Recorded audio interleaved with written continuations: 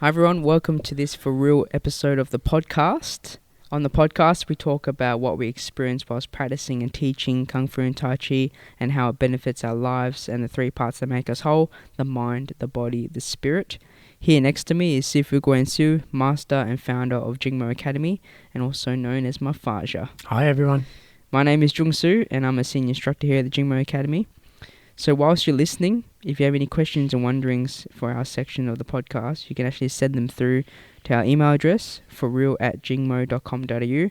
That's FUREEL@GINGMO.com.au. And we'll be happy to talk about your topics. Intro.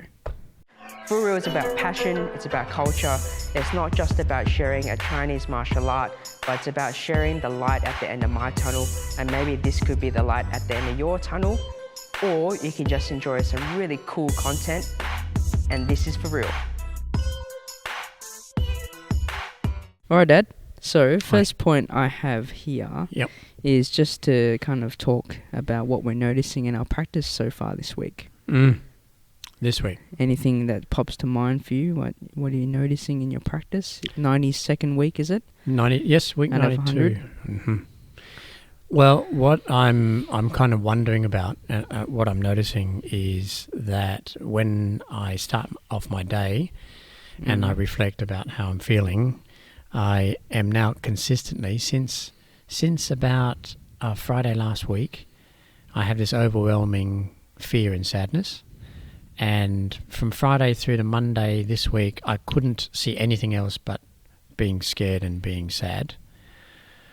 And then on Monday, it started, I was looking for glad, but I kind of knew it was there, or maybe I was just hoping it was there, but I couldn't feel it. But by Monday, it started to pop through. And, as my gladness was coming through, I was expecting that my fear and sadness would dissipate, so like a seesaw, but it hasn't. So like even up to this morning in class, I shared that I'm sad, scared and glad, all about 8 out of 10. And I was hoping, like part of me was hoping that sad and scared would be less, but it's not. But my wondering actually is, my normal previous experiences when I am sad and scared and even angry is that my ability to just function goes down. So not just my productivity, but just existing. Like I would feel like I have no energy. I just want to, laze around everywhere, not do my things, find every reason just to lie down or sit down or distract myself, watching television or scrolling through Facebook or whatever.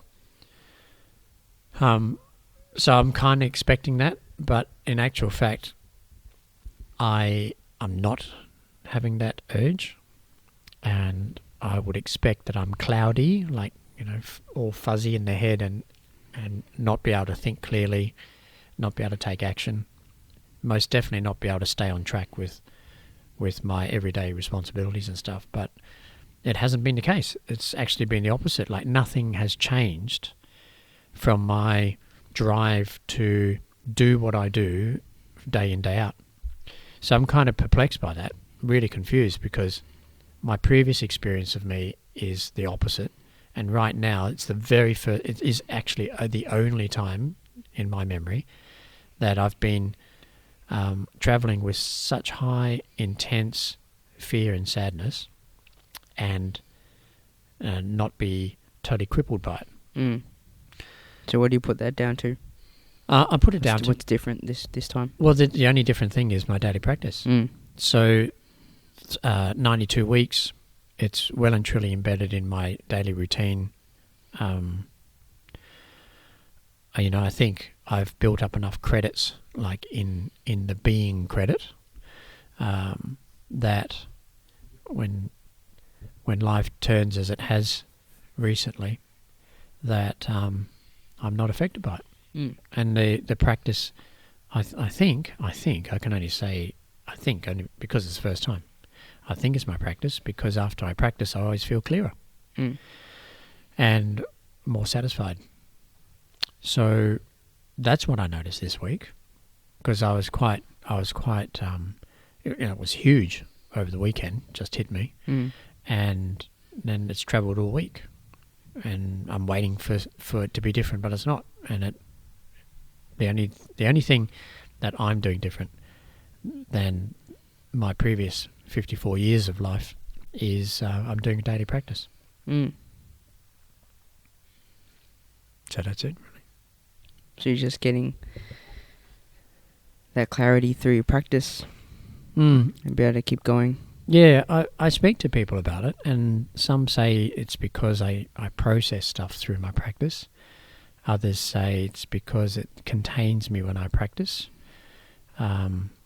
Regardless of how it's described, really the end result is that I'm not crippled by the extreme emotions, which in the past I would be. And I wonder, I'm sure I'm no different to anyone else, so I'm sure that other people can probably identify with it, that it's easy to get up and go when we're happy, but not so easy when there's other things travelling. And, I hear people talk about using the negative energy and make it positive, like if you're angry, then feed that anger into a positive action. This isn't it. This is not what I'm talking about. It is purely clear. Like I don't have to do anything different. It's not like I'm taking something as an energy and fueling an action, or I'm creating something different. Nothing's different. It is my days and the role that I play in our community is just the same. It's continuous. Whereas I would expect that I would fall down on that and really, really struggle to keep up. But it's not the case. And I've been, since Monday, last 4 days, been kind of a bit skeptical, waiting for me to wake up one morning and go, shit, don't want to do this anymore. Yeah. But hasn't happened, and I'm not really a superstitious type, so I'm not going to reach to touch wood. Interesting. Cheers. What about you? What I've noticed is, like I shared in class this morning, is a bit of the different feelings I get practicing Tai Chi and Kung Fu. In the Tai Chi, I get the stretching and I feel loose and flexible after and relaxed. And I'm more talking about like this different points in my body where I'm sore if I don't practice, and the Tai Chi helps me stretch out. And I've been meaning to find that same feeling in the Kung Fu practice. I find the Kung Fu, because it's a bit more explosive, that my body's defaults happen a bit quicker and they get into those wrong positions, whereas Tai Chi is a bit and slower when I practice, or different intent when I practice, that I don't get those kinks in my body. So only now, I reckon it's been about 2 months, where I've finally gotten to a point where the Kung Fu, when I practice, I can relax my shoulders. And my shoulders have been a real big thing in my practice, when they raise and take up that space. When I shrug my shoulders, sort of thing. For those that are listening and not watching, when I shrug my shoulders when I'm practicing, I even noticed in my line dancing just recently, and it's having that understanding having that understanding from my Tai Chi of my structure and how my body is, that I can translate that into my Kung Fu, my line dancing, and still feel good afterwards and not feel sore and feel out of place and stuff like that. So that's what I've noticed. Cool. But I've also been doing Kung Fu and Tai Chi throughout the week for a few weeks now, and I feel like that routine's getting into my body and it feels good. So I noticed. Cool. Yeah. Not much else to report on. Yeah, mate. So the next the next few points, we're talking about some video content taking from class, and then we can, talk a little bit more about it and what you want to expand on and stuff like that. Sure. So the first video is called Devour the Say. Devour the Say. Yes. Sounds like a movie title. It's a little bit of a movie. Is it? All right, so we'll have a watch and then we can talk about it after. Okay. Just to give you guys observation, when you're being controlled, it's really important that you do your utmost to maintain your posture and your composure. So never give up, right? Particularly when you are doing usages. So remember, whenever we are training, we're training for both parties. Never are we just a punching bag to hit. It's like wearing pads. So regardless of what shape my body gets into, so Dai saying you're doing usages on me, right? Whatever he does, if I'm doing this all the time and just giving up, I'm not training anything of any benefit, right? Number one. Number two, I'm not doing anything for my partner either, right? So I need to be able to benefit both of us. So first and foremost, what are the rules for when I'm having a usage done on me? What are the things I must do? What are the three things? Always keep eye contact. 2. Take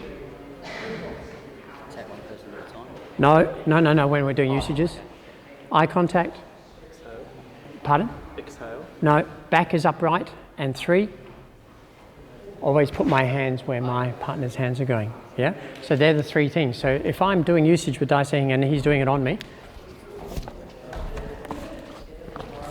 and you pull down. All the time, I'm here, I'm looking.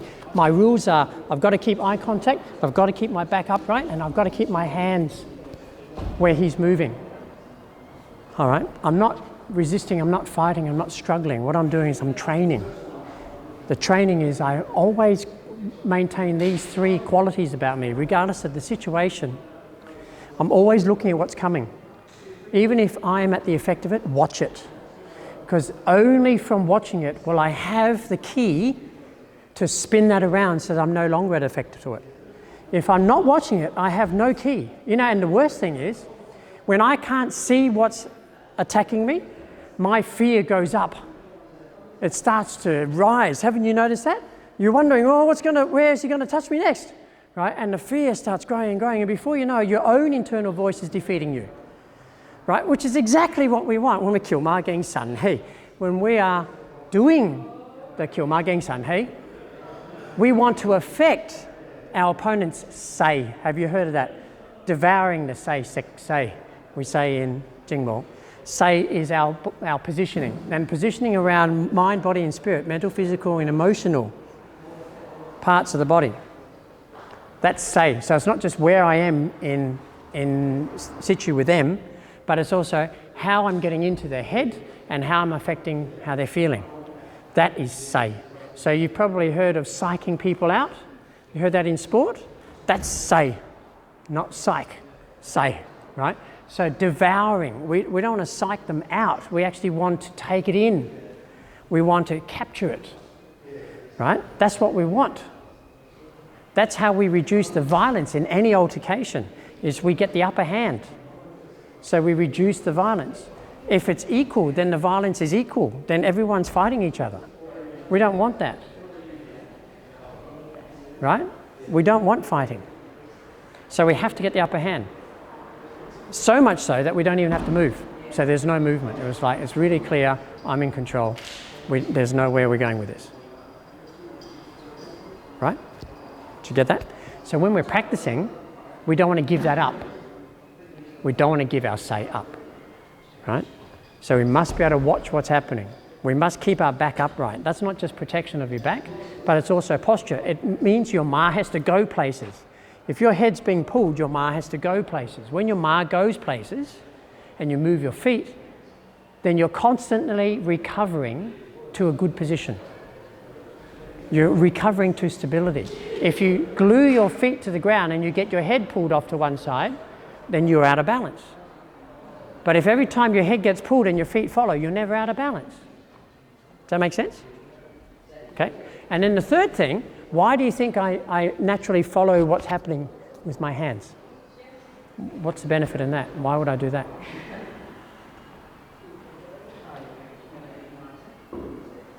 Yeah, I see. Well, like any conditioning, Jhung, I want to be striking those things away from you if it was actually happening. If it was a fight, yeah, I'd want to get used to striking those things away. Yeah, exactly. So our response always is if you aim towards, you hit me, my hand always goes up, doesn't matter. Right? That's my reflex. I'm watching, my body is poised, my hand goes up. I don't have to do anything else. I don't have to retaliate, I don't have to step in, I don't have to fight back, nothing. And so I know I can keep myself safe, always. Right? Does that make sense? So they're the 3 things you must do when you are a partner having a usage done on you. All right, so that was Devour the Say, and that was kind of talking about safety overall, but also the technical parts of when a usage is done on you. I think I find sometimes there's a lot more emphasis on doing the usage on someone and not as much intent around how do you receive it. Yeah. So some more? Yeah, well, to kind of flesh it out, it's really easy when we join together in training as a group, it's really easy to see that the person who's doing the training becomes the center focus. So that means all of us aren't as important. And therefore all the attention is he or she doing the right thing? Like, are they applying all the principles of multiple opponents? Are they doing all the correct principles of their technique? And we forget about us, the ones who are receiving it. And, we're actually equally as important in that equation. Because in martial arts, often I hear that people are training for reality. Yeah. Right. In real life. In real life, the real life situation. Yeah. And so there's this constant someday, one day thing out in the future that's going to happen. So we're training now for that. I say no. We train now for now. Yeah. And the real life situation is right here. And now, when I say that, the first thing people think is, we're fighting each other, so it's sparring. Yeah. Right? I can try to beat the shit out of you and you try to beat the shit out of me and then we're real fighters. No. Totally opposite. That is wrong. So when we are training with each other, the purpose is the role play enables the person in the middle, in this case in the usage, the one who's doing the usages, to be able to train out the principles and enhance and refine all of the skills needed to deal with a multiple opponent situation. So if I am like a rag doll and let them push me around and pretend to punch me in the head and grab my arms and change my body and all that stuff, then I'm actually not doing them any good because they're not getting any feedback. They're not challenged in any way to change the position of their body, to use their strength and challenge their timing and all that sort of stuff. So I want to be able to challenge that for them, but at the same time challenge myself. So I've actually got to grow from this situation as well, because the fact is we are both friends. You can't pretend to be enemies when you're friends, because we're not machines, we're human. We actually know what's going on. So what I say is we make this situation real in that I demonstrate for me what is the best method of countering your strike, so that you have to work hard to deliver the strike, but at the same time the role play is you're the attacker, I'm the defender. So I am constantly defending in an effective way, and therefore it enables you to attack in the best way possible. So at the end of the day, we both gain the skills and no one's getting hurt, right? The other thing I say in it is that reducing the violence is really important, and this is where people conflict with my belief pattern. So people tell me I'm wrong, right, which is fine. Often I hear people say in response to my theories around fighting, teaching and training, is that I'm not realistic. Now I'm too soft. And I'm not realistic because I'm not cold about it. So often the real extreme end of martial art interpretation is you're going to train so hard that you hurt yourself so often and hurt the others that we don't get hurt anymore. So that toughening up attitude, both physically and emotionally and mentally, three ways, toughening ourselves up is good. Some people say it's good, and there are good aspects about that. There are definitely positive aspects about it. But there is a negative side to everything, and the negative side to that is that being cold actually means that we become volatile. So it's like a switch. We either turn on or we turn off. And I'm very familiar with that, because in the early part of my career, that's exactly how I trained, and that's exactly how I taught. You've probably heard it. There's probably people training here now at the academy who used to be a member when we were called the Malcolm Su Kung Fu School, who probably would say, Sifu, that's right. You told me that I should train and imagine my worst enemy and that my intent is to kill them. Mm. So, I know about that. What I do know also about that is that in itself means that I'm not developing any skill. It doesn't take skill to harm another. It actually takes skill to protect myself whilst not harming another. Now that's skill. And what does that need? That actually needs compassion, that needs empathy, but it also needs, equally, real ability. Mm. And the real ability doesn't come from getting cold. The real ability actually is the opposite.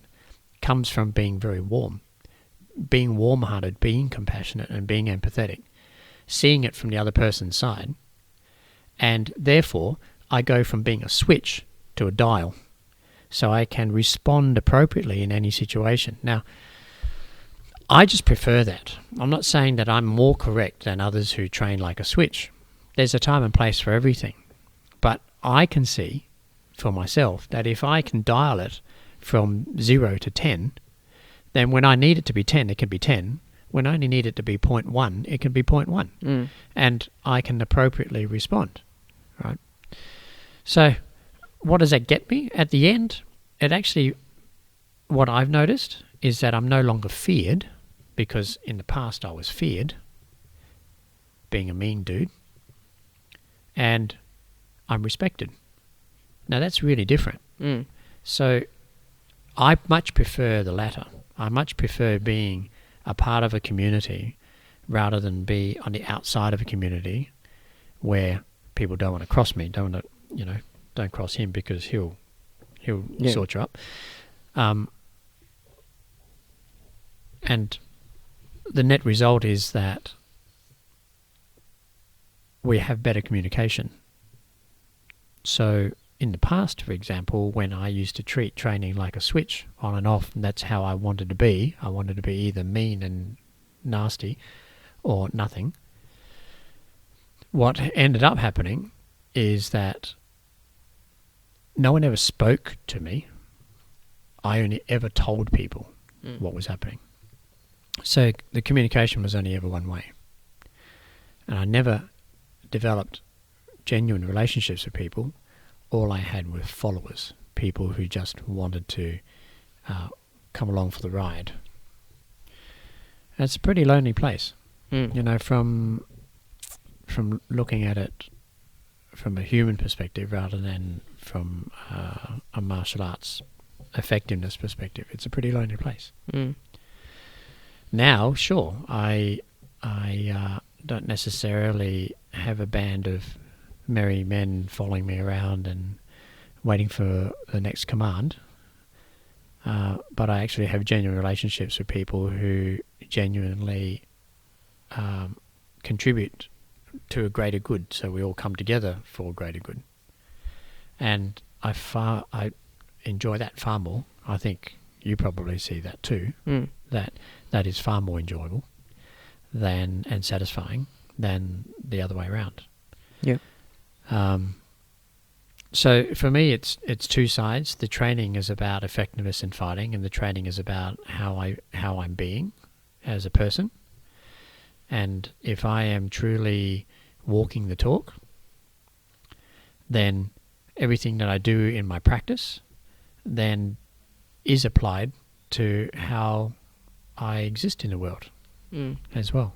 Yeah, it's not separate. It's not separate. part of the same. That's right. That's why it's called practice as opposed to training, because training is something I go to do with others.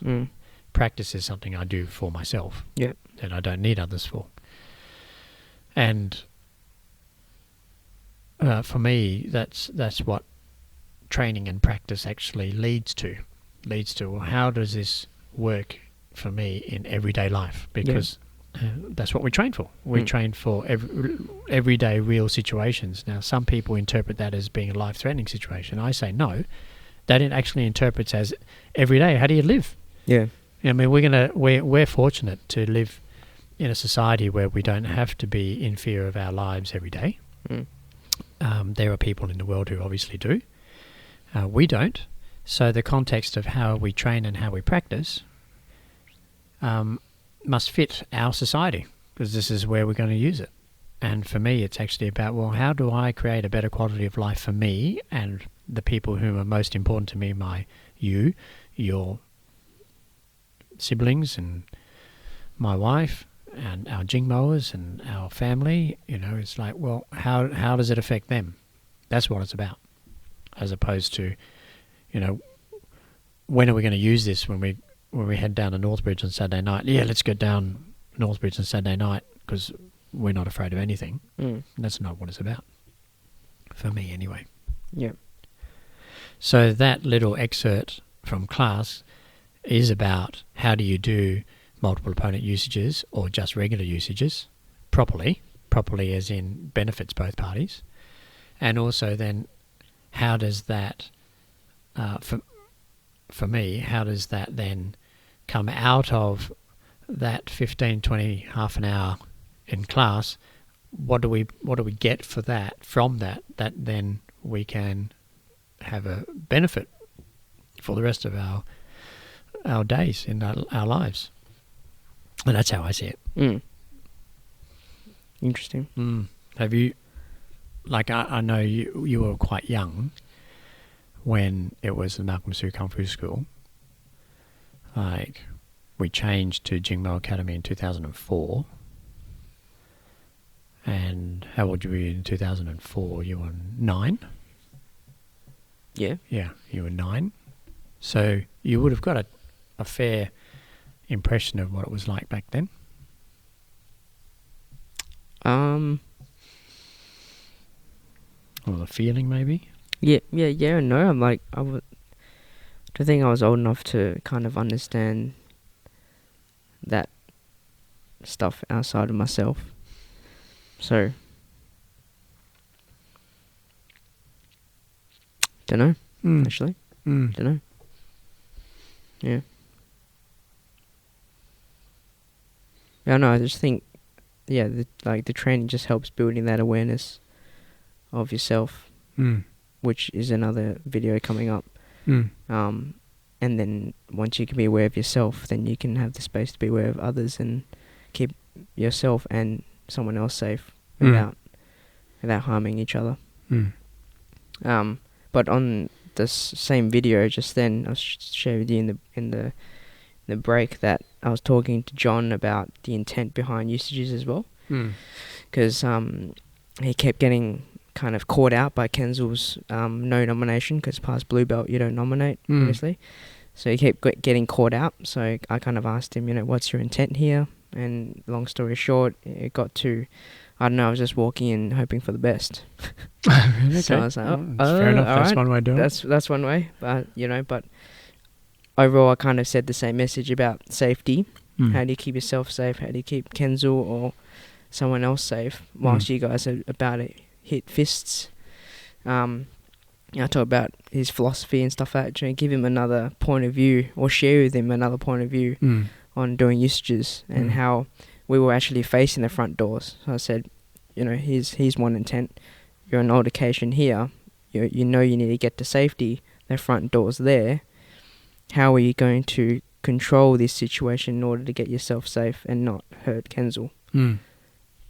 For example, and he goes, yeah, I didn't see it that way, because it was just training. It was, it seemed like it was just in the exercise and wasn't thinking broader than what was happening there. So, yeah. That's cool. All right, well, second video is Mhm. called Intention. Mhm. Intention. Mm. And let's hear it out now. Okay. Ma. How do we grip the ma, and then why do we do it? Someone give me a rundown on it. Toes grip the ground, heels pull in, knees push out. So you can feel there's already tension there. And then, Tarrant, open the quad by squeezing the buttocks together. So in Jing, we talk about the buttocks and the sphincter. So you want to close the sphincter and squeeze the buttocks together. And that, what it does is, you imagine if our pelvis was flexible and it had two joints in it, right? Imagine if there are two joints where the quad is. When you do that, what's happening is that we're creating a triangle. Can you feel it? Just imagine, just look down and imagine that those will fold. As you do this, you create a point. Can you see the point? Right? And the whole objective here is to create a third leg. So when I do this, I think about my coccyx bone, my tailbone, pointing forward to about there. So now I have an equilateral triangle. That's what my objective is. Right? So just like a tripod, it's really stable. But if I only stand on 2 feet, then I'm only stable in one plane, left and right. And if I create a third leg, and all of a sudden I'm stable all around. All right, why? So what do we do with that? Why do we stand like that? Yeah, seeing Brian. Helps us with our generation of power for a Very stable good. structure. Yes, very good. So it helps us generate power. Yep, Marty. I noticed straight away doing it that structurally I felt a lot more secure. Yes, so secure structure, very good. It's kind of like rebar inside of concrete. The concrete is the outer and that thickness, but the rebar holds it together. Yeah. What else, Brad? Minimise movement of the upper body. Very good, yes. So that structure means that I don't have a loose upper body, so whatever power I produce is being transferred through my body out my hands. Yeah. There's one really important point. So those of us who are green belt and above know about Kilma, Ging Sun. Hey, sun. What is sun? Our intention, yes. Where is all our intention? Forward. Where is it though? Where is it? You're aware? Exactly. You're inside. You're in your body. When you're doing your combinations, too often what I'm seeing is this movement of like you're floating, you're like a plane, a really poor attempt of taking off. You go up and then you start coming down straight away, right? It's because your intent is outside of your body, right? You're looking, and it needs to be, and there has to be a part of us that is looking at something, and I am delivering a combination towards this spot, doing this job. But equally, there has to be a part of us that is inside our body.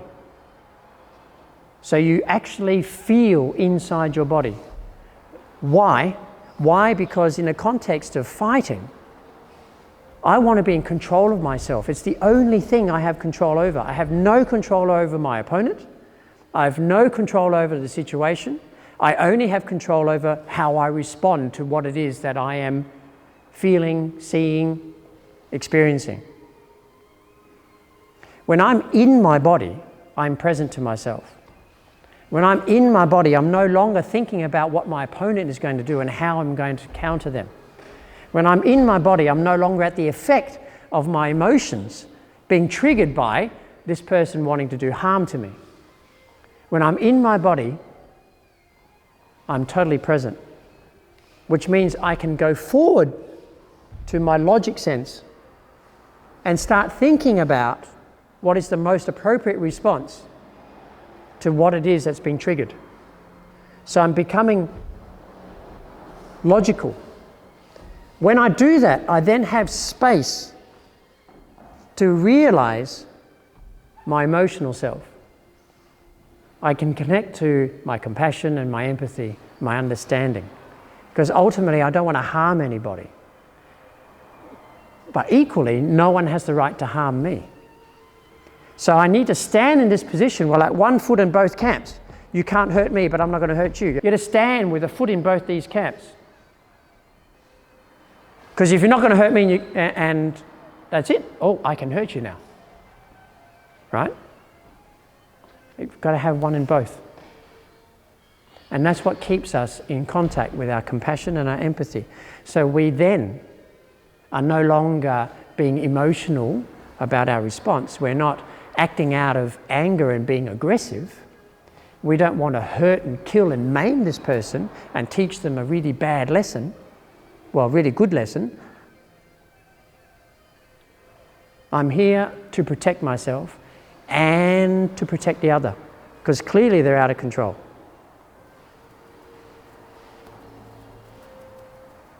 I have to be present to myself. This is why we stand the way we stand. Ultimately, yes, you're right, all the technical stuff about power, structure, etc. But it's getting our senses into our body. It's being present to ourselves. We have to be inside. How many of you guys have ever been in an argument or a confrontation and you've been totally in your head, looking at that person, imagining what you're going to do to them? All of this head stuff that happens. Okay? Because it's not very loving, is it? It's not very kind. So this is why we practice with such intent. And the intent is to keep us present to ourselves so that we are in our body. When we're in our body, we then become very accustomed to feeling stuff that's happening on the inside. And that's where our feelings live, on the inside. We can only control that stuff, our response to it. Cannot control anything else. So don't even bother. That was a very emotionally charged part of the class. I got quite, as I often do, don't I? A little bit. Yeah, a little bit. Expressive. This was a follow-up, I guess, from Marty's question from last week's podcast about how if we developed or noticed any other way to get into the body, and not just about standing in the ma. So I thought I'd put it into this week as well. That's cool. But, mind, body, spirit, we talk about being present so that we know what we're thinking, we know what we're doing, we know how we're feeling. And especially in the kids' classes, I start off by sharing how I'm feeling, ask them how they're feeling, to let that be a mainstream thing, not something that is shied away from because it's too hard or too hard to think or talk about feelings, where it's not, and it's important so that they're present to themselves at a young age, and then hopefully when they grow up they have a sense of awareness around themselves. Yep, absolutely. It's good that you can see the connection with Marty's question from last week. Yeah. Because I can see where Marty's coming from. It's like, well, how do you be able to do all of this without being in uniform and doing your combinations and stuff like that? And you called it intent, the video called the video intent. Yes. A lot of our training all starts out with our imagination. Like we spoke about the ma and having our tailbone, the coccyx, pointing forward to create this imaginary leg, and therefore that forms a triangle on the floor, and that gives us our stability. So none of that actually can happen because we actually do only have two legs. But the moment my intent is there, then it creates a connection. And for me, it's really, really important that we stay inside the body because that's where the connection is. I think that video clip's pretty self-explanatory. I don't know that there's anything more that I can really say about it because I was quite... Well, you are the dude in the video. Oh, yeah, it was me. Yeah, okay, fair enough. No worries. There you go. Last video. Okay. To expand on. Talk about. I call it keep practicing. Okay. So how do you come up with all these names? I just listen to it and see what I can Okay. title it, I guess. Cool. All right, here we go. So, I know where some of us are now starting to get into Christmas mode and going away on holidays and stuff like that. So, as of this morning, I started making this announcement, and I'm sharing this with you as well, so that you don't miss it. Right now, pressures are starting to build. You're finishing school, exams, finishing the year out, work pressures, jobs have to be completed before Christmas. And then the big one, family pressures. Christmas and New Year, there's this cultural belief that there has to be a whole lot of joy and unity and love and sharing, and everybody should just get along with each other, right? So there's this huge pressure that sets us all up for failure. It's there. It's bullshit. It's not true. There's no such thing as Christmas means we all have to be happy and good with each other. As a matter of fact, Christmas and New Year can be the loneliest, cruelest times in the year for some people, simply because there's this underlying pressure that exists. I know because it happens in my biological family. Some of my biological family are just so lonely and I can't help them. I don't know what to do. There is nothing for me to do other than just be available.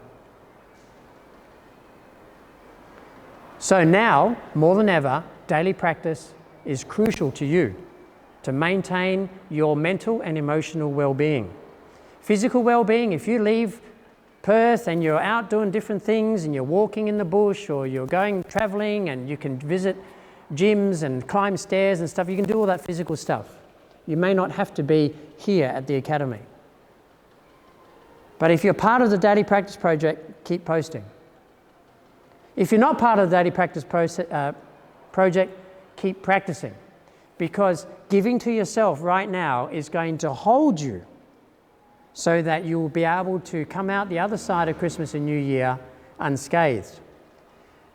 And you'll be in a position to be able to give more to those whom you love, rather than all the pressures that mean that, oh, I have to put myself last and I don't give the things that are good for me because I have to give everything else to everybody else, and you end up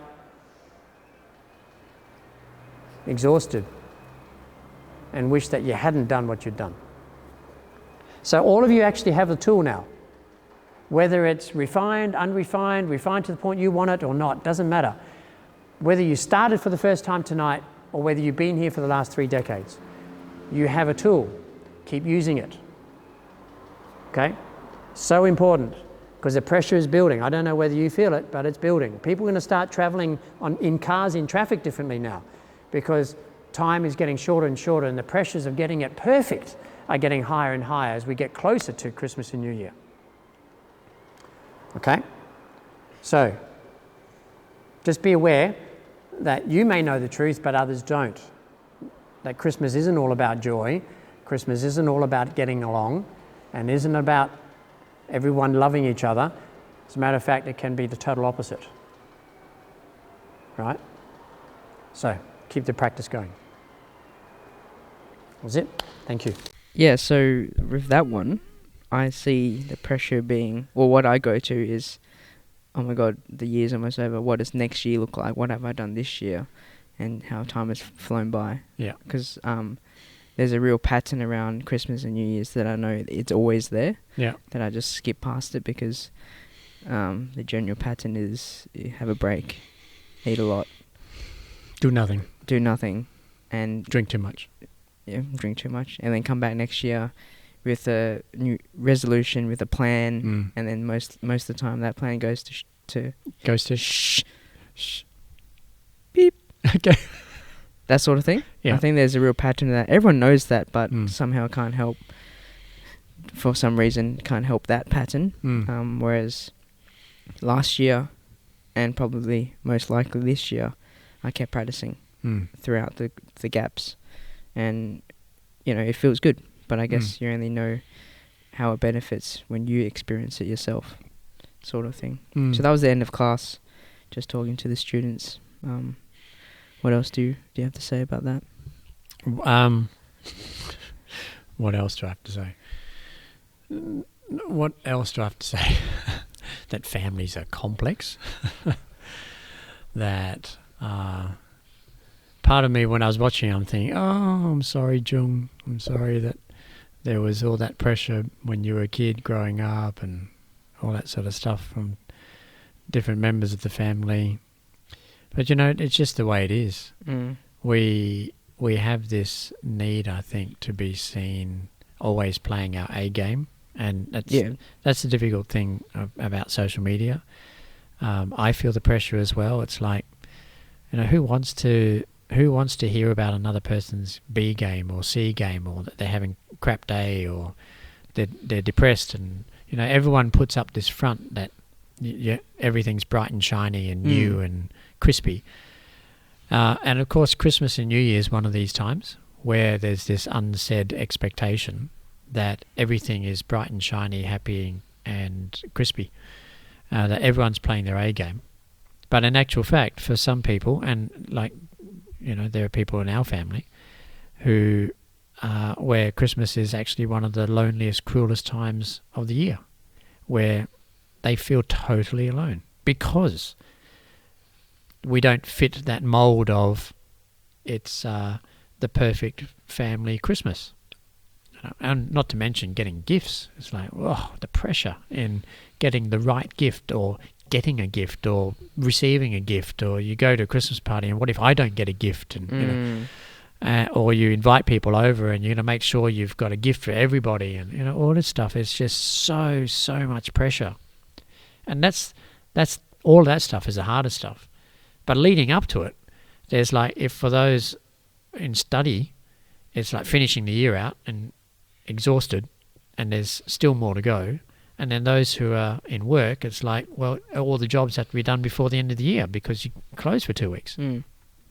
Pressure, so much pressure. What ends up happening is the default is that we buckle under the pressure, and of course it's too easy to say, well, I'll stop doing my daily practice because I don't have another 20 minutes, so I don't have that spare hour because of all this extra stuff that's happening. And what I'm saying here is for everyone is to keep the daily practice going, because when the times are tough, it's even more critical that we give to ourselves in that way and maintain our daily practice. You and I say it's easy because it's a routine, but for others it's not so easy. Yeah. Because the pressure is so great, and we all support each other, and our family supports each other around daily practice. So, and that's what you need. But not everyone has that support. So it is hard. It's very, very hard. But it doesn't, like I said at that class, it doesn't stop me from encouraging everyone to maintain the daily practice, because that is your mental and emotional well-being. You get that sorted, that's 2/3 of your being. The last one is your exercise. Yeah. And you can do that anywhere. You can climb stairs, you can go for a jog, you can go to the gym if you're traveling on holidays, you can find a space to do some exercise, do some training, do your daily practice. If you can't do your daily practice, then take the dog for a walk, an extra long walk, whatever it happens to be. That's the physical side. But the daily practice is the mental and emotional. So 2/3. It's like that time I got hit by that virus. I still maintain my practice. Yes, partly because I promised that I would do 100 weeks consecutively, so I wasn't going to give up on myself on that. But also now I know, also from personal experience, that when I do that, 2/3 of me is getting better. Mental and emotional self recovers. So then there's only 1/3 left. Now is a really critical time. I think about your mama. I think, oh goodness, she's all alone in Sydney. She's chosen to go there. Even when she was here in Perth, it was a lonely time for her. What's going to happen? It's really hard. It is really hard. What do we do? Look after ourselves. Yeah. Yeah, that's right. And be available. So we can be really. Yeah. All right. Cool. Well, let's wrap up the podcast with some quotes. Okay. All right. So this one was kind of sent through by Piers. He tagged me in a post on Facebook with this quote. So thanks, Piers. Here we go. The quote is, "You often feel tired not because you've done too much, but because you've done too little of what sparks a light in you." Oh, yeah. That's a good post. It's a good one, hey? That's a very good post, because that's exactly what it's like for me. When I'm tired and I just want to lie down and sleep, and I get up and do my Yilus, I Recharge. spike up. Yep, recharge. Agreed. Who quoted that quote? I know Piers tagged the quote. It didn't say, it just had the quote, like a picture. Anonymous. Of the words, yeah. It wasn't me. Okay, cool. All right, second one is, "When the roots are deep, there's no reason to fear the wind." When the roots are deep, there is no reason to fear the wind. I will have some backstory of this. Okay. On Instagram, there was a picture of a really old tree. Oh, right, okay. And you could almost say that with a Chinese accent. Go on. No, I won't. Okay. I would erase it. Erase it. But yeah, do you agree? Yeah. I find that I wrote that down because I thought about immediately, the kind of the theme of this podcast today is about looking after yourself and being aware of your mind, body and spirit, doing your practice. And like, if you're aware, just aware, not aware a lot, aware a little, just aware, then the roots are deep because you're aware of yourself, and then there's nothing outside that can really phase you. But if it does phase you, then you have the tool to keep rooted to the ground, or rooted, be centered, sort of thing. Yeah. Or it's that analogy, being grounded. Yeah. That's cool. I like that tree. The tree analogy is good. Yeah, it's good. All right, last one. Yep. Let me start again. It's not about perfect, it's about effort. And when you bring that effort every single day, that's where transformation happens. That's how change occurs. I thought about daily practice in this one. It's not, it's not a perfect setup you might have to practice in, but it's the fact that you put in the effort, put in the commitment, practice every single day, and that's where the transformation happens, and that's where the change happens, whether it be in your physical skill or form or what we're practicing, or even just the self, being aware of how you're responding to things or stuff like that. Yeah. I have a part of me that feels guilty if I'm not like practicing at 100%. Yeah. And that the word, when I think about 100%, I think about my total capacity. Yeah. But what I've realized over these 92 weeks is that putting in the effort and doing the best I can at that moment is what's important. Not don't practice because you're not feeling 100%. Yeah. It's practice to the 100% that you have. So, and that's been very encouraging for me. Yeah. Because there's always something to learn and something to realize from the practice, even if I'm not. Like, for example, when I was ill with that virus, I was doing what I thought was about 10% of my total capacity. Like, when I'm fully charged and going for it, it felt like I was only going to do I was only doing 10% of that. But actually, that 10% was the 100% I had. Like, I had no more. Right? That was it. And because I did it, it added to my commitment. It reinforced my commitment. And I still learnt stuff out of it. I was still able to process from it. And I helped my body, myself, get better by improving my mental and emotional well-being. So it's so important. And too many people, when they get under the effect of sadness, depression, fear, anger, do nothing. And say, I need to lie down, take a Panadol, have a good long sleep. We all want to sleep. We all want to sleep and shut it down when shit's going down and life is really hard. But the problem is, when we wake up, the same shit's there. Yeah. So what I've discovered is daily practice is a way to process the shit out. Literally. Just... Sorry. Sorry, what? No. Oh, sorry, I said... yeah, sorry. Well, no, it's the way you said it. process the shit out. Well, okay. So I thought about the sphincter. that's not what I was talking about, but okay, thank you. Thanks for that. So literally, the daily practice is grinding and processing all of the problems. And it doesn't mean we fix anything, right? It doesn't actually mean we fix anything. Yeah, it's not the answer. No, it actually means that we get to see and transform the way we see and respond to the shit that's happening. So the same shit's going down, but how I see it, and it is like the old adage, the glass is half full, the glass is half empty. It is just like that, but it isn't that simple, right? Yeah. You can't just say it. Yeah. Like, you can't just say, turn every push into a pull, and when you hear yourself say, I want to push myself, oh no, pull myself. No, you can't just say it. The belief has to comes from the inside, from the actual experience of what it's like when doing daily practice, how it changes the way we respond to stuff. So that's why I say daily practice is transformational. It has transformed me day in, day out for 92 weeks. And right now, like since Friday last week, I've been feeling really shit at times and wondering why I couldn't feel the joy.